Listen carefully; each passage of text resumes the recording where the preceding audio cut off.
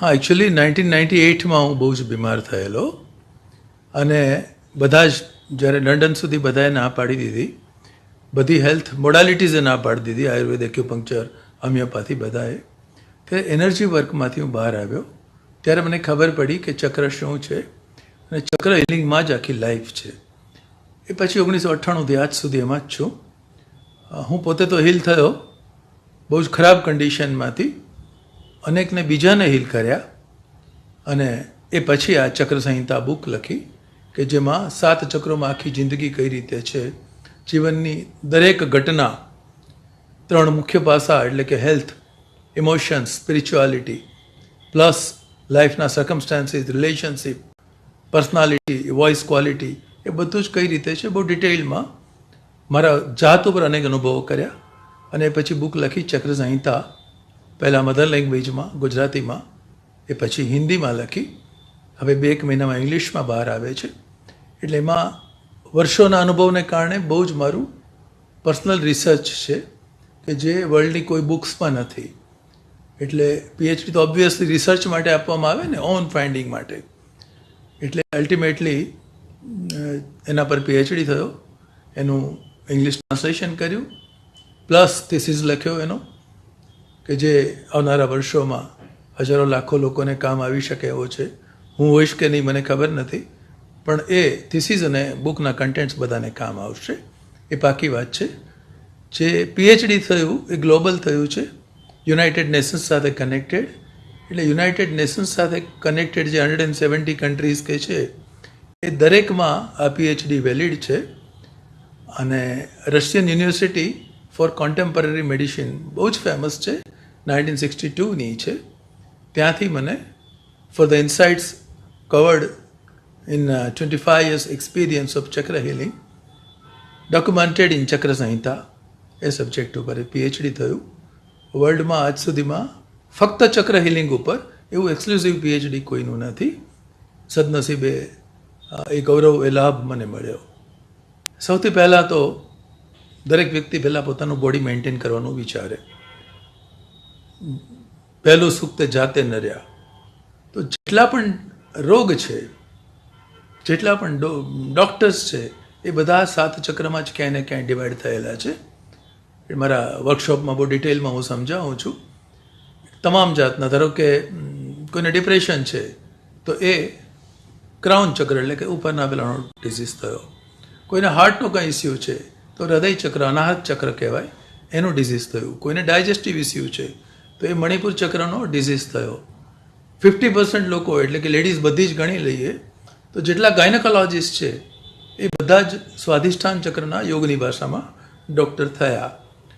Urology છે, શરીરનું વિસર્જન સંસ્થાન, તો એ સૌથી નીચેના ચક્ર એના થયા, ડૉક્ટર થયા અને એના રોગ થયા. કાન, નાક, ગળું, ENT, એ કમ્પ્લીટલી વિશુદ્ધિ ચક્રના રોગ થયા. ટૂંકમાં 7 ચક્રની અંદર બધું જ આવી ગયું છે. નર્વસ સિસ્ટમના તો એ આજ્ઞા ચક્ર કહેવાય, એના બધા રોગ થયા. મારી બુકમાં ચક્ર સંહિતામાં બહુ ડિટેલમાં લખેલું છે કયો રોગ શેને લાગુ પડે. એટલે પહેલાં તો એ ગયું. બીજું, દરેક રોગની પાછળ કંઈ ઇમોશન હોય એકચ્યુઅલી.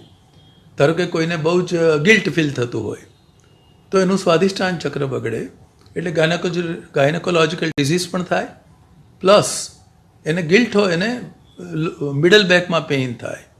ઇન્સિક્યોરિટી હોય, જે કોરોના પછી બહુ વધી ગઈ છે, દરેક માણસ ડરમાં જ જીવે છે, એ બધાને લોઅર બેકનું પેઇન થાય. એમાં પણ જ્યારે ફાઇનાન્શિયલ ઇન્સિક્યોરિટી હોય ત્યારે વધારે. એવી રીતે દરેક ઇમોશન સાથે કંઈક ને કંઈક જેલસી હોય તો એનો અર્થ એમ થયો કે હાર્ટ ચક્ર તમારું અસંતુલિત છે. ચક્ર અસંતુલિત પણ હોય, મતલબ ઓવર એક્ટિવ પણ હોય, અંડર એક્ટિવ પણ હોય.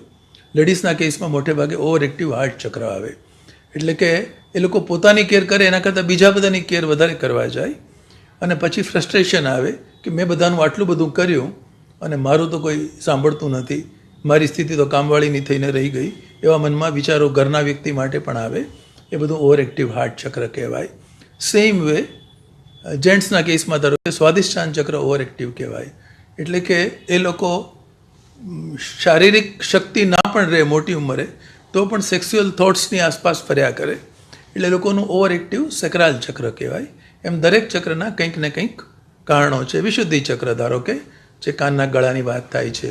બહુ સારા ઓરેટરોએ પણ આપણે ઘણા બધા નેતાઓને જોઈએ છીએ, કોઈના સ્પેસિફિક નામ વગર, બહુ સારા ઓરેટરોએ પણ એટલા બધા એ પોતાનામાં હોય, ઓવર એક્ટિવ એનું વિશુદ્ધિ ચક્ર હોય કે એ લોકો જ્યાં 3 ડિગ્રીથી બોલવાનું હોય ત્યાં 11 ડિગ્રીથી બોલે. લાઇબ્રેરીમાં બોલવાનું હોય તો જાણે મેગાફોન લઈને બોલતા હોય એમ બોલે. એ કે એ જ સાચું, 1 રૂપિયામાં 3 આઠાના આવે કે તો આપણે એને ફેરવી ના શકીએ. એટલા બધા ઓવર કોન્ફિડન્ટ થઈ જાય અને એને કારણે એ ઘણું બોલે, સારું બોલે એવું એને લાગે, બીજે દિવસે ખ્યાલ આવે કે ના બોલ્યો હોત તો સારું હતું, અથવા પેપરમાં કંઈક આવે કે આ ભાઈએ બાફ્યો ત્યારે ખ્યાલ આવે. એમ ઓવર એક્ટિવ અને અંડર એક્ટિવ. એટલે ઇમોશન સાથે બધું લેવા દેવા છે. કોન્ફિડન્સ દેન લાઈફમાં સક્સેસ તો એ વિશુદ્ધિ ચક્ર સાથે લેવા દેવા છે. વિશુદ્ધિ ચક્ર જો બેલેન્સ્ડ હોય તો જ લાઈફમાં સક્સેસ મળે, તો જ આપણા કામની ક્રેડિટ થાય. કોન્ફિડન્સ જે દરેક જગ્યાએ જોઈએ એ જો મણિપુર ચક્ર એટલે કે સોલાર પ્લેક્સસ નાભિની પાસેનો એરિયા એ જો બરાબર હોય તો જ આપણને કોન્ફિડન્સ થાય. એટલે ઘણા બધા લોકો કોન્ફિડન્સ લેક કરતા હોય છે, તેના કારણો એ હોય છે. સૌથી કોમન હવે દરેક 2 ઘરમાંથી 1 ઘરમાં જોવા મળે છે ડિપ્રેશન. અતિશય વિચારને કારણે.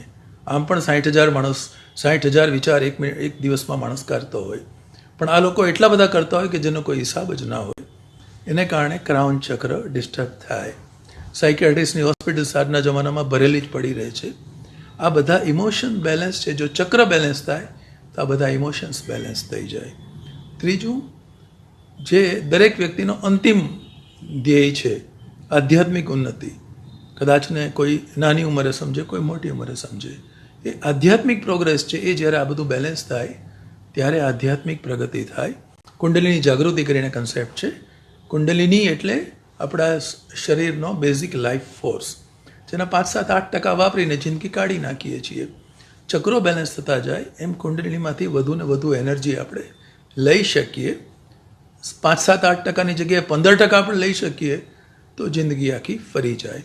માટે તમામ રીતના બેનિફિટનો તો સવાલ જવા દઈએ, પણ જન્મથી મરણ સુધીની કોઈ પણ ઘટના એવી નથી કે જે 7 ચક્રોની બહાર હોય. એ મેં ચક્ર સંહિતામાં બહુ વ્યવસ્થિત રીતે સમજાવેલું છે. સાયકલ ઓફ ભાવનાઓને કઈ રીતે રિવર્સ કરવી એ પણ સમજાવેલું છે. આપણને ગુસ્સો બહુ આવતો હોય તો કઈ રીતે દૂર કરવો, જજમેન્ટલ હોઈએ, કોઈ સારું છે કોઈ ખરાબ છે એવું કૂકના માટે કહીએ ત્યારે આપણે આપણા માટે પણ કોઈને કોઈ દિવસે કહેવાના હોઈએ, તો એને કઈ રીતે રિમૂવ કરવું, એવું દરેક વસ્તુને મારો જે કંઈ આ અનુભવ છે 1998થી એના આધારે એ બુકમાં છે. અને એ બધું જ ઓરિજિનલ ફાઇન્ડિંગ્સ છે. બિહેવિયરલ સાયન્સનો ફેકલ્ટી હતો સ્ટેટ બેંક ઓફ ઇન્ડિયામાં, એટલે ત્યારે પણ અનેક લોકોનું સમજ્યો છું. 15 વર્ષનો હતો ત્યારથી સાયકોલોજીમાં બહુ જ ઇન્ટરેસ્ટ હતો, એ પણ લખ્યો છું. એક બહુ કોમન વસ્તુ ધારો કે આપણે ત્યાં મોટાભાગના લોકોને આપણે જે સેક્સ્યુઅલ પાર્ટ આવે ત્યાં વાત કરવાની બંધ કરી દઈએ છીએ અને જ્યાંથી મળે ત્યાંથી ખોટી માહિતી ભેગી કરીએ છીએ. પરિણામે અનેક જાતના પ્રોબ્લેમ થાય છે. ગાયનેકોલોજીકલ ડિસઓર્ડરમાં પણ એક કારણ એનું એ છે. હું કાઉન્સેલર પણ છું, લાઈફ કોચ છું, હિપ્નોથેરાપિસ્ટ છું, એટલે મને ખબર છે મારી પાસે જે કેસ આવે છે એ બધા કેસ એવા આવે છે. આજે 48 ને 49 વર્ષનો એક કેસ આવ્યો છે. બેન 48 વર્ષના છે, ભાઈ 49 વર્ષના છે. એને મારે સાવ બેઝિક બધું કહેવું પડ્યું. એના પરિણામો આપણા કારણ એ છે કે આપણે અમુક વસ્તુઓ આપણી સોસાયટીમાં દબાવી રાખીએ છીએ, પર્ટિક્યુલરલી ઇન્ડિયામાં. બહાર એવું નથી હોતું, આપણે વધારે હોય છે. એટલે એને કારણે ભાવનાઓ બધી ડિસ્ટર્બ થઈ જાય છે. એને કારણે બોડીમાં તકલીફ પડે છે, એને કારણે રિલેશનશિપમાં તકલીફ પડે છે, એને કારણે જોબમાં તકલીફ પડે છે, એને કારણે બિઝનેસમાં તકલીફ પડે છે, એને કારણે કોમ્યુનિકેશન આપણું બગડે છે. એ બધી જ વસ્તુ રિવર્સ કરવાનો પાવર આ ચક્ર બેલેન્સિંગમાં છે. પ્લસ ચક્ર સંહિતામાં અનેક જાતની હિલિંગ મોડાલિટીઝ લખેલી છે, કારણ કે 27 વર્ષમાં અનેક હિલિંગ મોડાલિટીઝ મેં યુઝ કરી. દાખલો આપું, સાવ સિમ્પલ, ધારો કે કલર થેરાપી. દરેક ચક્ર માટે એક કલર છે, એ કઈ રીતે યુઝ કરવી. દરેક ચક્ર માટે યોગાસનનો સેટ આપેલો છે.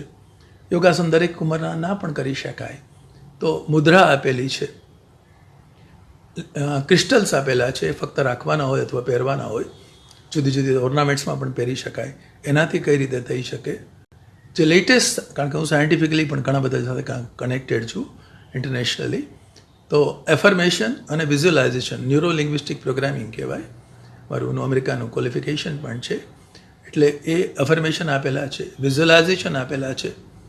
મેડિટેશન અને હિપ્નોથેરાપી એ બંનેને મિક્સ કરીને હિપ્નોટિક મેડિટેશન એ બધા એમાં આપેલા છે. મારી યુટ્યુબ ચેનલ છે બેનિટો લાઈફ સોલ્યુશન્સ કરીને, એ બેનિટો લાઈફ પર એ બધા જ આપેલા છે, એની લિંક્સ આપેલી છે. બધાને ગમે એવી વસ્તુ. મ્યુઝિક થેરાપી એટલે કે એ 5 પ્રકારની પાછી. ક્લાસિકલ રાગ એટલે એકચ્યુઅલ રાગ કરી શકે તો બહુ સારું, પણ એ દરેકને ના ફાવે. તો એના પરના કયા ગીત હોય જુદા જુદા રાગ પરના, ધારો કે જો વાદા કિયા હો નિભાના પડેગા, એવા ફેમસ સોંગ્સ હોય બધા, તો એ દરેકના નામ સાથે લખેલા, દરેક ગીત સાથે લખેલું છે ચક્ર સંહિતામાં કે આ કયા ગીત કયા રાગ માટે છે. જનક જનક તોરી બાજે પાયેલિયા, તો એ સૌથી ઉપરના ચક્ર માટે બહુ જ સારું કહેવાય. દરબારી છે રાગ, એ લખેલું છે. બાયનોરલ બિટ્સ કે જે લેટેસ્ટ રિસર્ચ છે, ઘણા લોકોની ફરિયાદ હોય છે કે અમે મેડિટેશન નથી કરી શકતા. બાયનોરલ બિટ્સ એક એવી રિસર્ચ છે કે જેમાં 2 કાનમાં જુદા જુદા હર્ટ્સની ફ્રિકવન્સી સાંભળવાની આવે. બેનો ડિફરન્સ કાન પ્રોસેસ કરે, મગજ પ્રોસેસ કરે, અને વ્યક્તિ ઇમિડિયેટલી મેડિટેશનમાં ઉતરી જાય. દરેક ચક્રની જુદી ફ્રિકવન્સી છે, એની લિંક્સ આપેલી છે. સોલ્ફેજિયો ફ્રિકવન્સી કે જે 12મી 13મી સદીમાં પોપ ગ્રેગરિયન ચેન્ટ કહેવાય, એ ફરી પાછી 70 વર્ષ પહેલાં રિવાઇવ થઈ છે, એ બધી જ આપેલી છે. નાનપણમાં આપણને જે બધું સમજાવ્યું હોય, ઝાડ ઉપર ચડીએ તો પડી જાય, પૈસાના ઝાડ ના ઉગે, એ બધાને કારણે ચક્ર આપણા ડિસ્ટર્બ થયા હોય, એને રિવર્સ કેમ કરવામાં એનું મ્યુઝિક પણ આપેલું છે. તિબેટન બોલ પણ આપેલા છે, મંત્ર પણ આપેલા છે, ચક્રદીઠ જુદું મેડિટેશન પણ આપેલું છે. ઇન શોર્ટ 15 જાતની વસ્તુ એ આપેલી છે. અને પ્લસ કયા સાયકોલોજીકલ રીઝનથી, કઈ આપણી ઇમોશનને કારણે આ ચક્ર ડિસ્ટર્બ થાય છે, એને કારણે કયો રોગ થાય છે, અને એને કારણે કઈ તકલીફ પડે છે આપણને મેન્ટલી પણ, તો એને કેમ રિવર્સ કરવું, એ બધું મારા આ વર્ષોના અનુભવથી એ બધું એમાં લખેલું છે. એટલે ઇન શોર્ટ 21 ચેપ્ટરમાં એ બધું લખેલું છે. સાવ નવો હોય એને પણ ઘણું બધું મળે, બધું સ્ટેપ બાય સ્ટેપ, A થી Z સુધીનું. અને જે એક્સપર્ટ હોય એને માટે પણ ઘણું બધું મળે, કારણ કે ઘણું બધું ફર્સ્ટ ટાઈમ છે, એ રીતનું ગોઠવેલું છે. વિચારોની સાયન્ટિફિક, આપણા વિચારોની સાયન્ટિફિકલી પાણી પર શું અસર થાય, શબ્દોની શું અસર થાય, એનું જે રિસર્ચ છે વર્લ્ડમાં, ડૉક્ટર મસારો ઇમોટો કરીને જાપાનના મારી સાથે સંકળાયેલા હતા, 2014માં એમનું ડેથ થઈ ગયું. એ રિસર્ચના આધારે આખું એક ચેપ્ટર એના પર છે. આપણા કયા વિચારો અને શબ્દો ક્યાં ક્યાં આપણને તકલીફ કરે, દરેક મોડાલિટી વિશે સમજણ પણ આપેલી છે. સૌથી છેલ્લે એની સમરી પણ આપેલી છે.